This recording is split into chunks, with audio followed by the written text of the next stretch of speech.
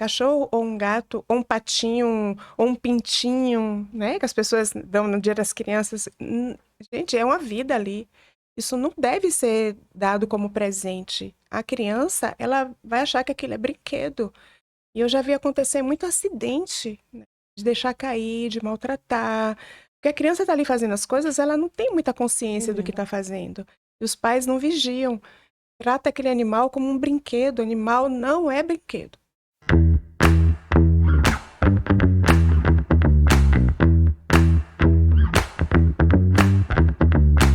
Esse é mais um episódio do Você Pode Ser Mais. Eu sou Polly Rezende, mentora e impulsionadora de mulheres e negócios femininos, e este é o podcast que te impulsiona. Além de dar voz ao seu legado, você também impulsiona outras mulheres. E hoje estamos aqui com Rita Araújo, que para dizer melhor quem é Rita Araújo, eu já passo a palavra para ela. Rita, boa tarde, seja muito bem-vinda. Boa tarde. Então, conte pra gente quem é Rita Araújo e o que faz Rita Araújo. Bom, eu sou médica veterinária integrativa, trabalho com nutrição, trabalho com dietoterapia chinesa e clínica geral.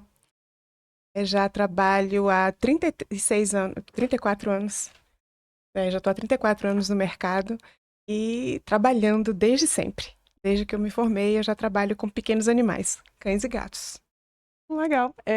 Eu já te sei aqui a curiosidade quando você diz dietoterapia chinesa. Conta pra gente aí, pra gente entender melhor um pouquinho o que é dietoterapia chinesa. É a primeira vez que eu escuto esse termo. É um nome complicadinho, mas os chineses, eles tratam os alimentos de forma muito natural.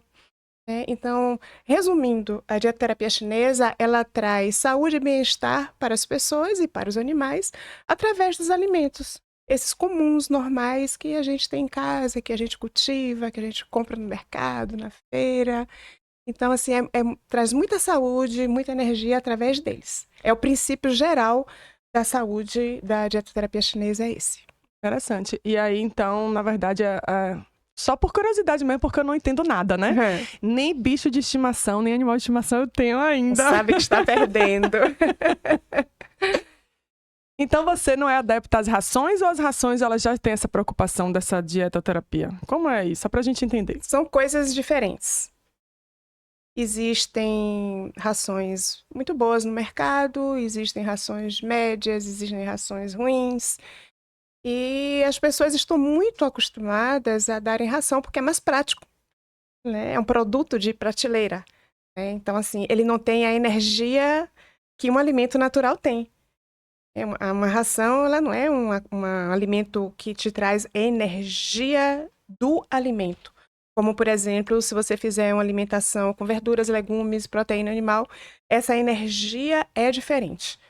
Então, eu não vou nunca dizer que a ração é um alimento que não deve ser utilizado. Não, tem indústrias maravilhosas de ração que eles fabricam os alimentos adequados, as pessoas estão acostumadas a isso, inclusive algumas pessoas acham que a ração é o melhor alimento e, na verdade, a ração é o alimento mais prático, porque você trabalha muito, você não tem tempo para poder fazer uma alimentação mais adequada. E você compra ali a ração, coloca dentro da sua casa e vai, tira do saco, bota pro cachorro, bota pro gatinho e tá tudo certo. Né? Mas não é a mesma coisa que você dá a sua energia na hora de você fazer aquela comida. Porque quando a gente faz um alimento, a gente está dando ao alimento a nossa energia. Você está dando de você para ele. Além da própria energia que o alimento já traz. Um alimento natural, nossa, é infinitamente melhor do que qualquer outra coisa. Ainda é um pouquinho difícil a gente colocar isso na cabeça dos tutores. Inclusive, eu trabalho com telemedicina também e eu faço muito atendimento online, inclusive fora daqui, para pessoas que querem trocar a alimentação natural. Seja porque ela tomou essa consciência ou porque o animal ele passa por um processo de doença qualquer e que há essa necessidade da gente usar uma alimentação mais natural. Então, é uma coisa que a gente faz. Eu nunca vou dizer a você que não dá trabalho sim, porque você tem que parar, É um processo todo de cálculo que eu faço, né? Uma coisa demorada. Eu levo mais de 1h30 conversando com a pessoa para eu entender a necessidade, para eu entender o animal e para conseguir fazer uma alimentação bem adequada para ele. Então, tudo que eu der para você, você tem que fazer direitinho. Você vai ter que pesar o alimento, você vai ter que pesar os carboidratos, as proteínas, as gorduras. E aí a gente tem que fazer adequado para que supra a necessidade dele. Porque a alimentação a ração, ela já vem com essas coisas. Mas, normalmente, não vem com o que há realmente necessidade para o animal. Por exemplo, a maioria das rações, ela tem um teor de carboidrato muito alto. O animal, ele não precisa desse carboidrato todo para retirar sua energia. O cão, ele consegue retirar sua energia da proteína, das gorduras. O gato nem precisa de carboidrato para isso. Então, se a gente conseguisse fazer a alimentação natural, os animais teriam muito mais saúde, com certeza. Lembrar que há muitos anos atrás, as pessoas davam comida para seus pets, né? Inclusive, às vezes era até resto, não é adequado, mas era resto. E os animais, eles viviam de uma forma diferente. Mas também a gente tinha muito menos animais na casa das pessoas, muito menos animais abandonados, muito menos doenças espalhadas por aí. Então, a ciência avançou, tudo avançou, a medicina veterinária cresceu muito e as rações foram um modo mais prático para as pessoas. Mas a alimentação natural ainda é o que eu recomendo.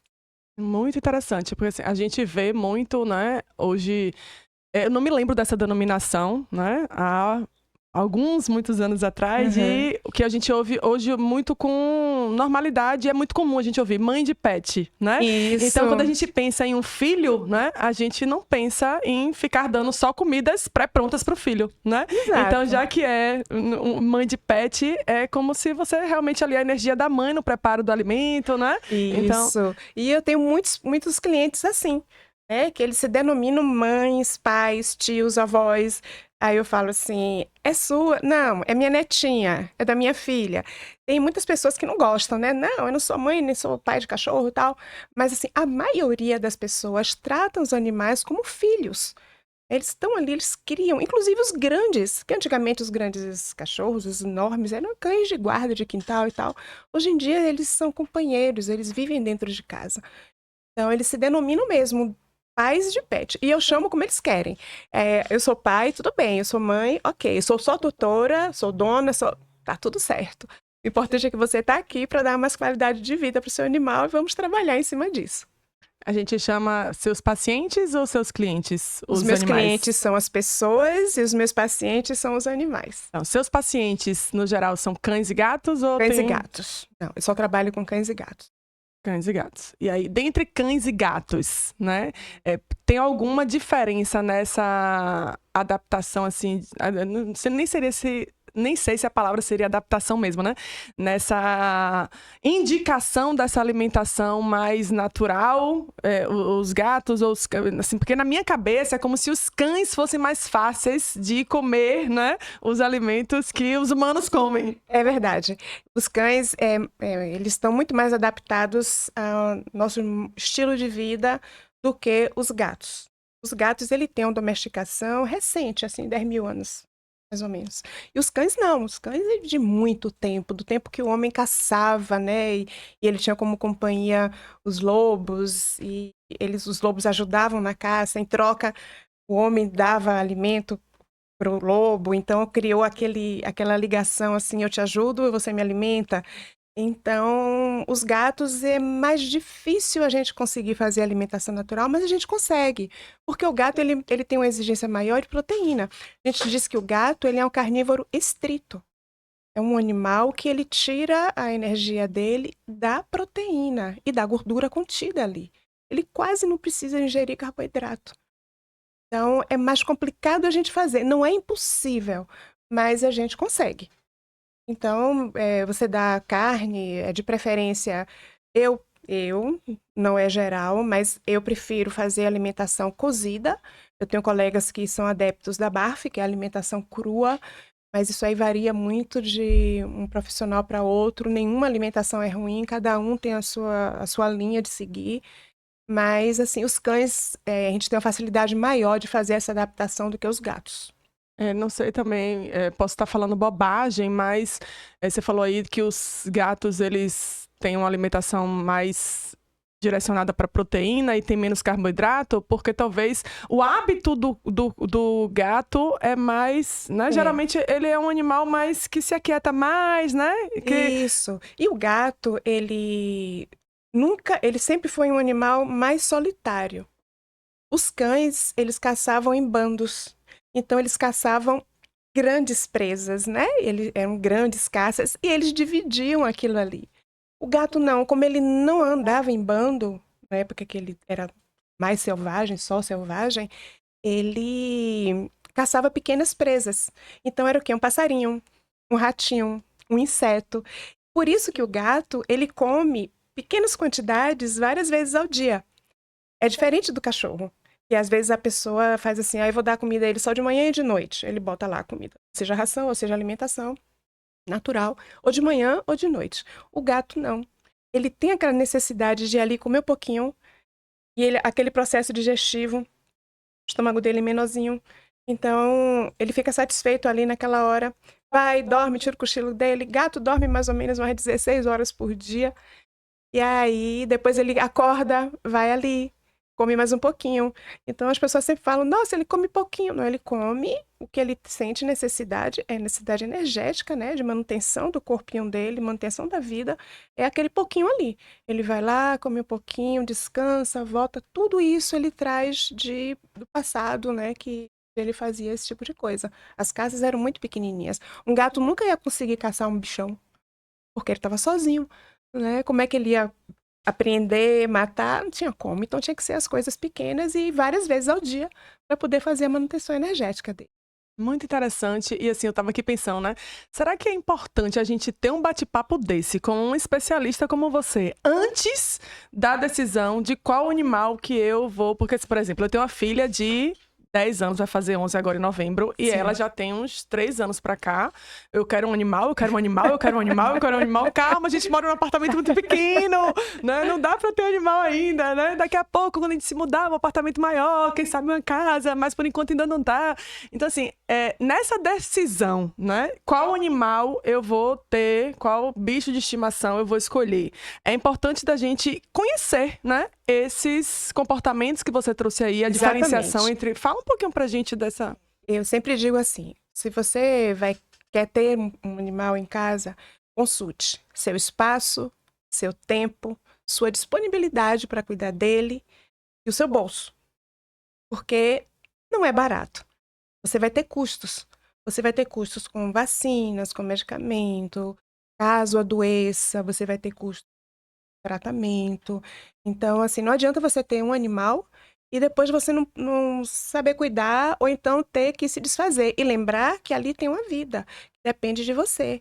A depender da espécie e da raça que você compre, por exemplo, um cão de porte grande, ele vive menos do que um cão de porte muito pequenininho. Você vai ter ali um companheiro 15, 16 anos. Um gato vive em média 16 anos, 18. Depende mesmo da qualidade de vida dele, depende da genética, depende de muita coisa.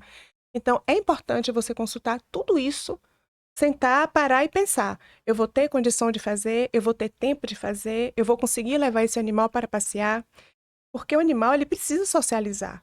Não pode ficar só dentro de um lugar fechado.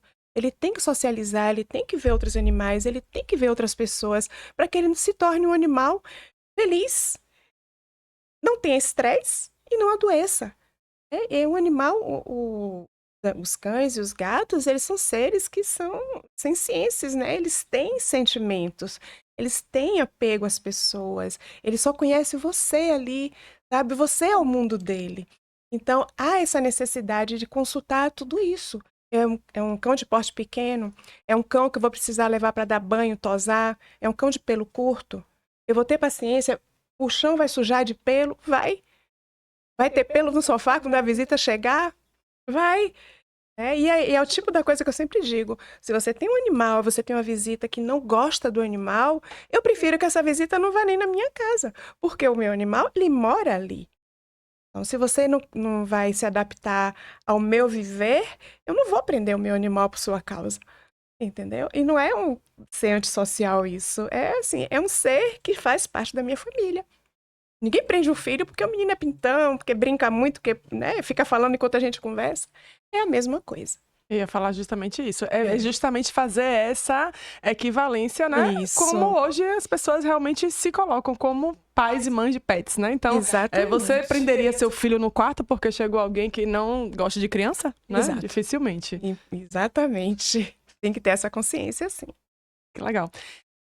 Quando você ouve a frase, Rita, você pode ser mais, né? O que que você, como reverbera aí pra você na sua profissão, né? No que você pensa para, inclusive, os tutores, os pais e mães de pet, as famílias que têm, né, esses animais em casa. Né? Como é que essa frase reverbera pra você quando você ouve você pode ser mais? Eu sinto um impulso, né, para a gente conseguir superar limites e melhorar cada vez mais, aprender para poder você conseguir se atualizar, melhorar seu serviço, dar mais condições de saúde para os animais. Tem tanta coisa nova hoje em dia que a gente pode fazer.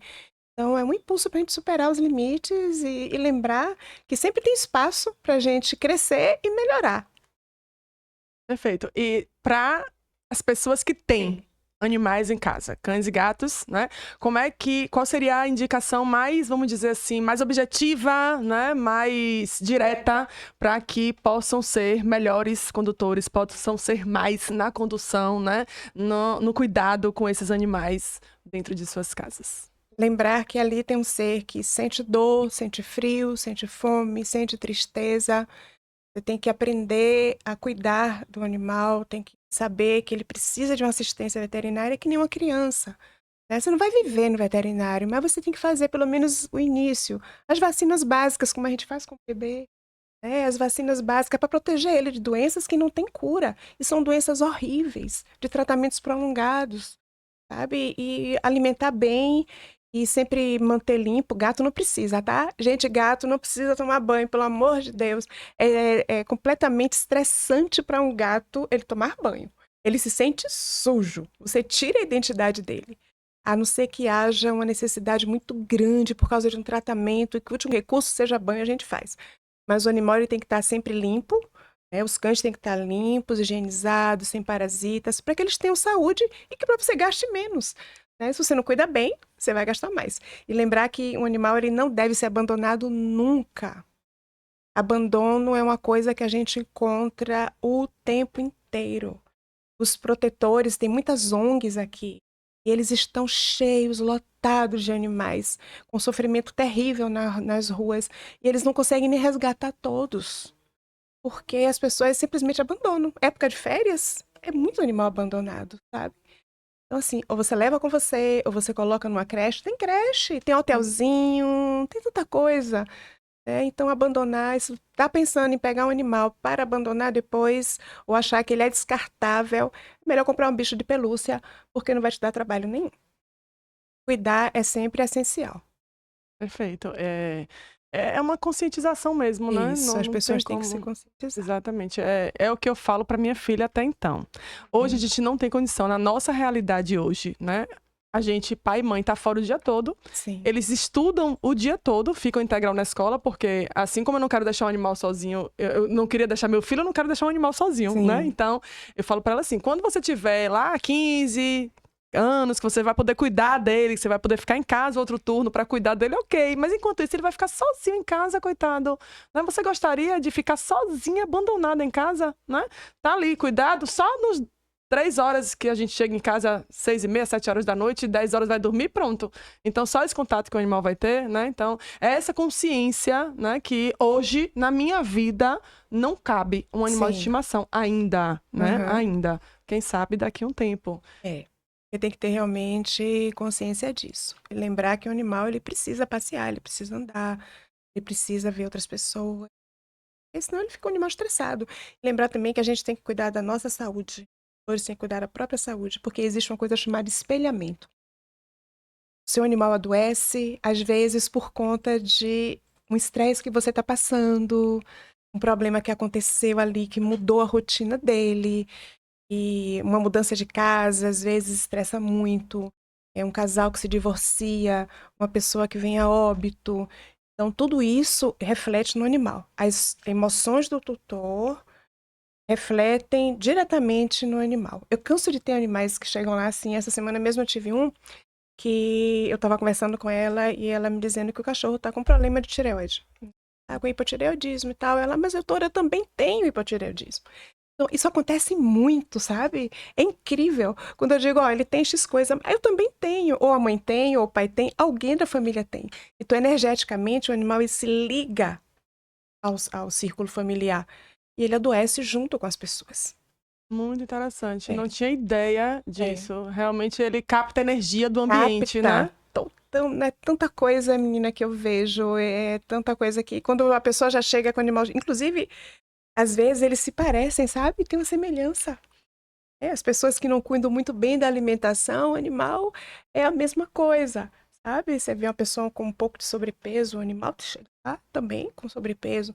E é difícil, aí já é mais difícil para mim até eu tentar falar com a pessoa de que ele precisa perder peso, já que ela não entende que a alimentação é um ponto importante para ela, ela não vai compreender por que tem que fazer isso com o animal. Todo mundo acha bonitinho, né? Que nem acha criança bonitinha, gordinha. Ah, ele é tão fofinho, tá fofinho e tal, mas tá com sobrepeso, isso no futuro vai acarretar problema. A saúde vai ser impactada, né? Vai. É muito interessante isso que você traz, porque o comportamento, né, do humano vai influenciar diretamente Diretamente. vai refletir diretamente em Vai. como esse animal. E a gente, assim, pelo menos eu que, né, quando criança, eu tive um animal de estimação, teve lá em casa, poucos, porque a gente também morou em apartamento, né, então era um pouco, a gente teve acho que 2 ou 3 animais de estimação. E depois, né, o último foi um cachorrinho na época da TV Colosso. Olha, eu denunciando a minha idade. Priscila, da TV Colosso. Inclusive, o nome da cachorrinha era Priscila. Foi uma poodle que a gente comprou na praia. Uma pessoa passou na praia vendendo. E minha mãe, mãe, pelo amor de Deus, quero. Minha mãe cedeu e a gente comprou essa cachorrinha na praia. Era uma poodlezinha. E aí a gente viajou, fim de ano, e minha mãe deu para um vizinho que tinha um sítio para levar a Priscila, porque a Priscila ficava justamente o dia todo sozinha em casa. Então a gente chegava em casa e era sapatos destruídos, porque o estresse dela, né? Sim. Ela destruía sapatos, pé de cadeira, pé de mesa, enfim, lençóis, né? Eram almofadas, destruía por conta do estresse. E é isso que eu trago, né? A importância de quem toma a decisão, decide que vai criar um animal de estimação, ter esse contato prévio com um profissional como você. Precisa parar para conversar.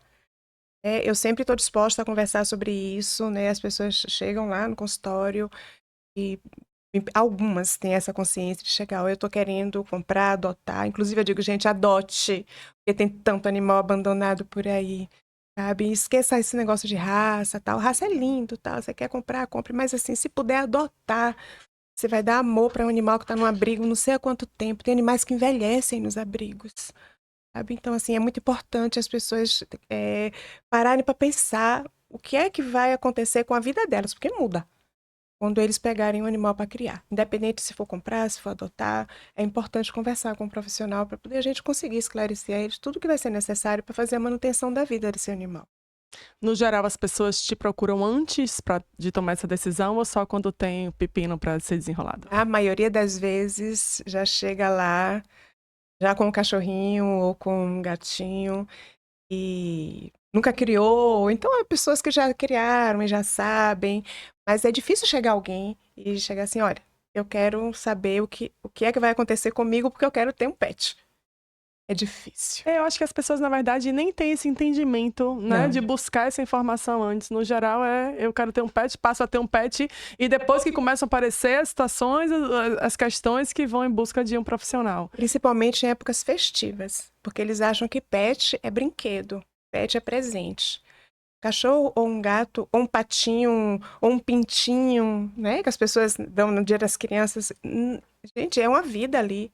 Isso não deve ser dado como presente. A criança, ela vai achar que aquilo é brinquedo. E eu já vi acontecer muito acidente, né? De deixar cair, de maltratar. Porque a criança está ali fazendo as coisas, ela não tem muita consciência do que está fazendo. E os pais não vigiam. Trata aquele animal como um brinquedo. O animal não é brinquedo. O animal é um ser vivo. Quer um brinquedo? Compra um bichinho, um brinquedo, um pelúciazinho, dá para a criança, porque um dia ela vai cansar e vai jogar lá. E ela vai fazer a mesma coisa com o animal. Eu me lembro que logo, sei lá, na verdade, acho que foi meu filho que tinha 2 ou 3, 4 anos, sei lá, e ele pedia porque pedia um bichinho. Aí um dia eu fui na loja de brinquedo e achei um tal de um robô fish, que era um peixinho que mexia a caudinha assim. Eu digo, pronto, esse vai ser o pet, porque a gente não tinha, né? Assim, eu tenho muito essa coisa dessa consciência, eu não tenho condições, né? Até às vezes eu brinco assim com eles, eu não tô dando conta de cuidar de vocês, ficam o dia todo na escola, então como é que eu vou ter um animal, né, que é assim. A dependência, né, é muito maior porque não vai falar, né? Apesar de ele conseguir passar um entendimento das necessidades, né? Quem é o dono entende, né? Isso. Entende sim. E aí a gente tem que saber escutar. Escutar com o olhar, com as atitudes. E o animal, ele tá estranho, ele agora tá pegando um sapato de fulano. Tem animais que eles pegam as coisas de determinada pessoa na casa. Sobe na cama de fulano para fazer xixi. Só na de dele. uma, né? Né? Quando a roupa tá pendurada no varal, só pega a roupa de fulano. Não pega de ninguém, só dele.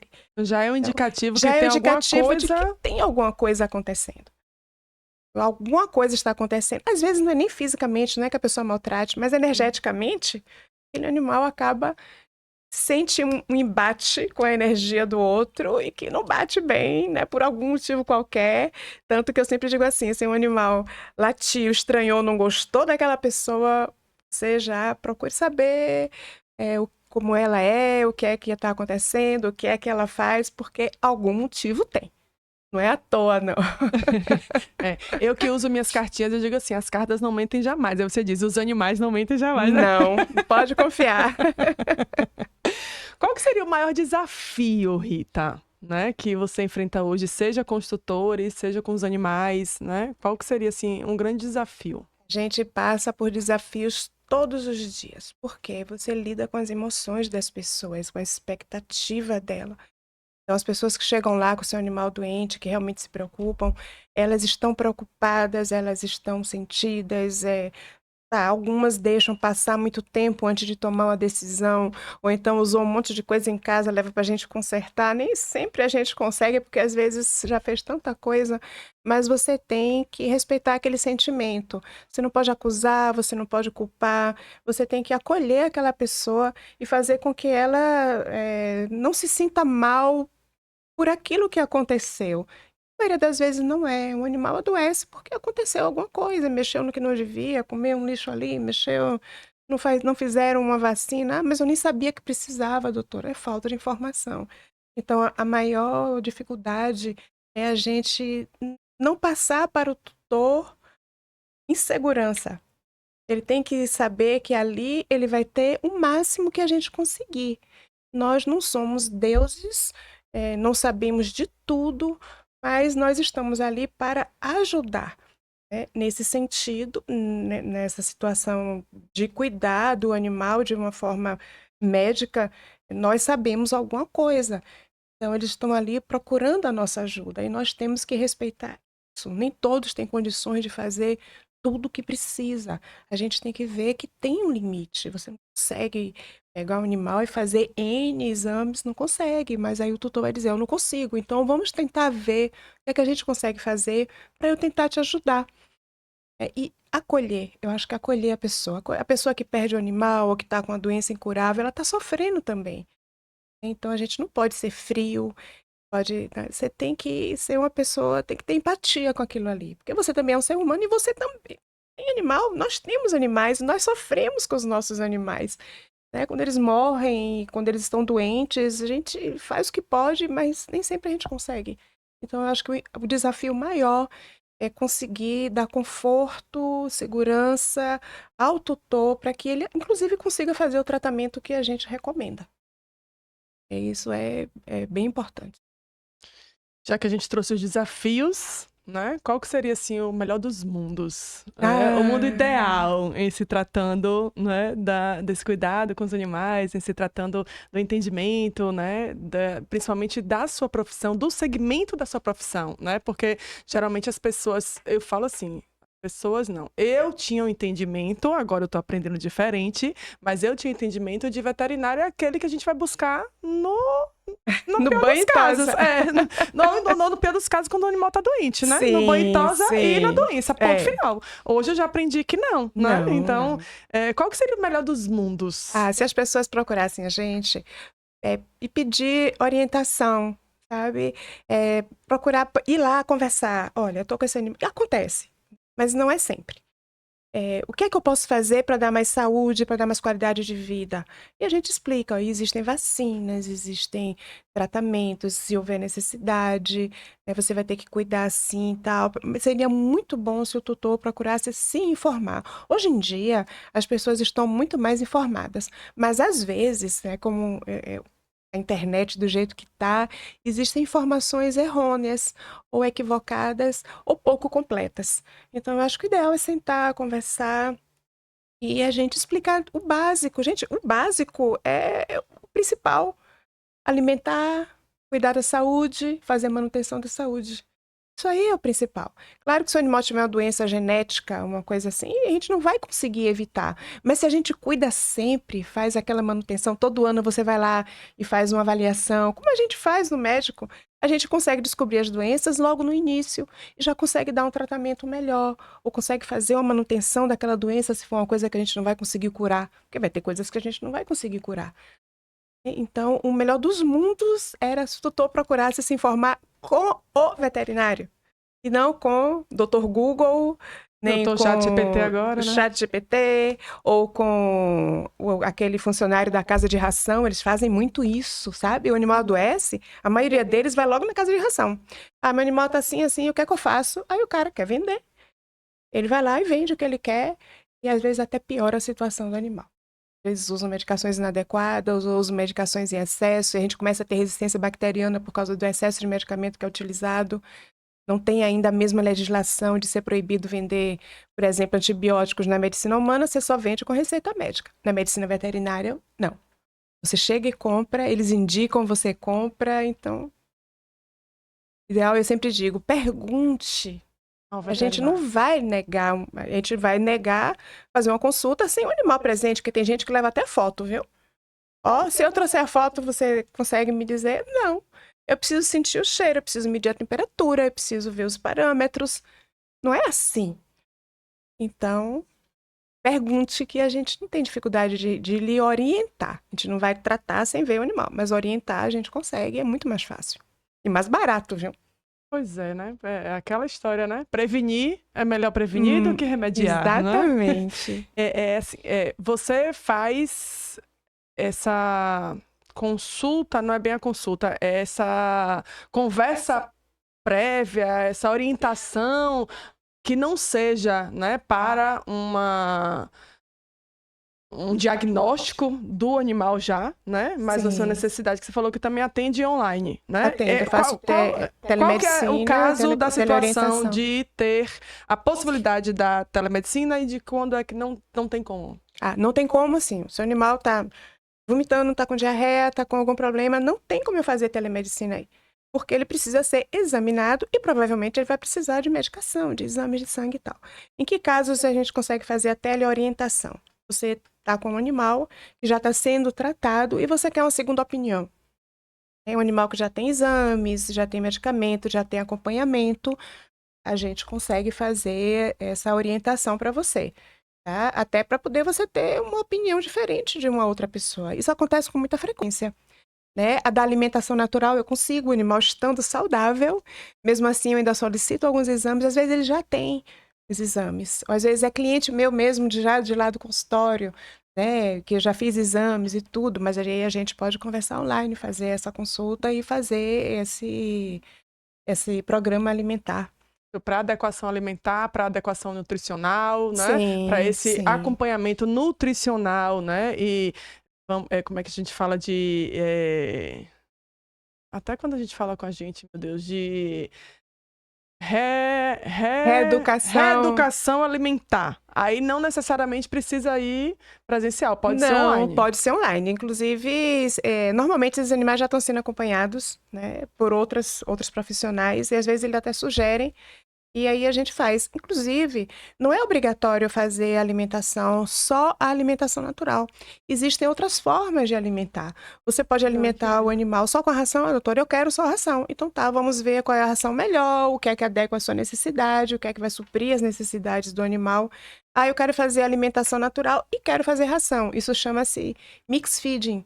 A gente pode sim fazer alimentação natural e no outro horário fazer a ração. Às vezes o tutor quer dar comida no horário que ele está em casa e dar ração quando ele vai sair.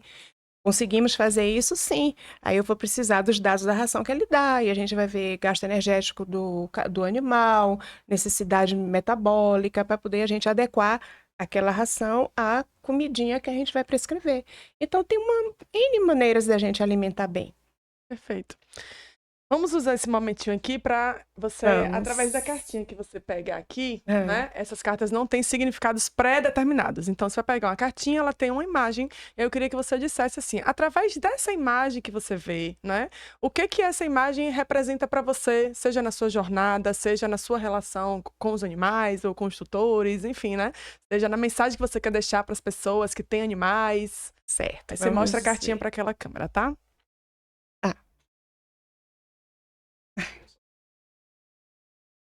Contemplação. Vamos contemplar a vida. Quando a gente para contemplar, contemplar quer dizer parar, observar e tentar limpar a mente de outras coisas.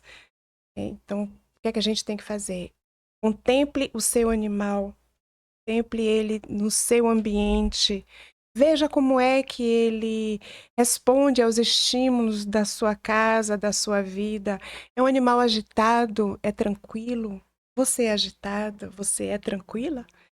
Então, contemple ele e você vai conseguir identificar, inclusive, a sua energia, a energia que permeia o seu ambiente. O mundo que você vive reflete diretamente no seu animal.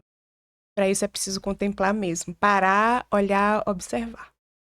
É uma contemplação generalizada, né? Exatamente. Contemplar a si mesmo, contemplar o ambiente, contemplar o animal, contemplar essa relação, né? Entre, né? É que eu digo, vá para dentro de si e observe o exterior, né? Como se você olhasse de dentro, não daqui. Olhe de dentro para fora e veja o que é que está acontecendo na sua vida. Com certeza vai ter uma clareza muito grande das coisas. É como meditar. Maravilha. Para a gente finalizar, o que você pode completar? Como você pode completar a frase, né? Seja para os tutores, para os mães, pais de pet, ou para profissionais, né? Colegas. Quando você pode ser mais quando, né? Completa essa frase pra gente. E aí você direciona como você quiser para completar. De modo geral, né? Você pode ser mais quando você se dá oportunidades, quando você enfrenta desafios. Enfrentar desafio é uma coisa boa. Estar aqui hoje para mim é um desafio. Eu aceito todos. Então, assim, aceite os desafios que a vida te oferece, aproveite as oportunidades. É muito importante você aproveitar oportunidades. Às vezes, você aproveita uma oportunidade e isso te traz um engrandecimento futuro tão grande que você pensa, nossa, se eu nunca tivesse feito aquilo, eu não estaria aqui agora.